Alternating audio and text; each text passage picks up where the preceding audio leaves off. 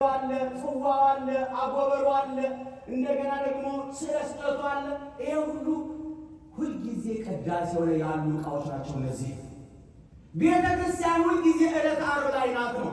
ቅዳሴ ስታስቀድሱ ሁልጊዜ በዓይነ ሕሊናችሁ ላይ ከዓይነ ሕሊናችሁ ሊጠፋ የማይገባው ዓርብ ላይ እንደሆናችሁ አትርሱ። ሁልጊዜ ዓርብ ላይ ናት ቤተ ክርስቲያን እና ዛሬ ታዲያ እነዚህ ንዋየ ቅድሳት ወደዚህ ወደ እናንተ የወጡበት በሁለት ምክንያት ነው። አንደኛው የቤተ መቅደሱ መጋረጃው ተቀደደ ነው የሚለው በዛሬው ቀን ተቀደደ። ሊቀ ካህናት ሰቅላችሁማ መስዋዕት የለም ሲል ነው የሰቀሉት ሊቀ ካህናት ነው።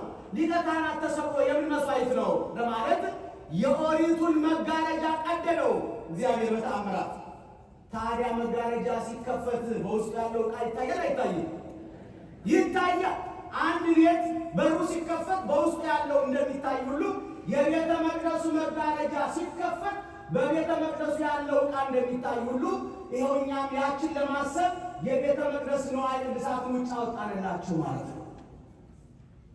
የመጀመሪያው ምክንያት ነው። ሁለተኛው ምክንያት ደግሞ ልብ በሉላችሁ፣ እነዚህ የመስዋዕት ዕቃዎች ናቸው። ዛሬ የተሰዋልን መስዋዕታችን ክርስቶስ ነው። ክርስቶስ ነው። ስለዚህ መስዋዕታችን ክርስቶስ ተሰዋልን ስንል የመስዋዕት ዕቃዎች በሙሉ እዚህ ተቀመጡ ማለት ነው። በሁለት ምክንያት ነው። ሌላው እዚህ ጋር ጽናት ያላችሁ ይሄ ጽናት ዛይረ ገላቡ ርዕስ ወቃነ መስዋዕተ ስሙረ ይላሉ ጊዜ የምንጸልዩት ውዳሴ ማርያም ነው። ራሱን ለባሕርይ አባቱ ያማረ የተወደደ ዕጣን አድርጎ አቀረበ ነው የሚለው። ዕጣናችን ክርስቶስ ነው። በቅዳሴ ጊዜም ዝውቱ ጊዜ ባርኮት የሚለው ስትጸልዩ ምንድነው? ውእቱ ዕጣን ዘይት ሚያዝ በውስተ ምንድነው? ዘውስተ ከርሳ ዘይት ሚያዝ እንኩሉ ዕጣን ዘወለደቶ መጽዋዕዳነ በማኅፀኗ የሚሸት ዕጣን መድኃኒታችን ኢየሱስ ክርስቶስ ነው። ተወልዶ ማዳን ይላል እና ዕጣናችን ክርስቶስ ነው።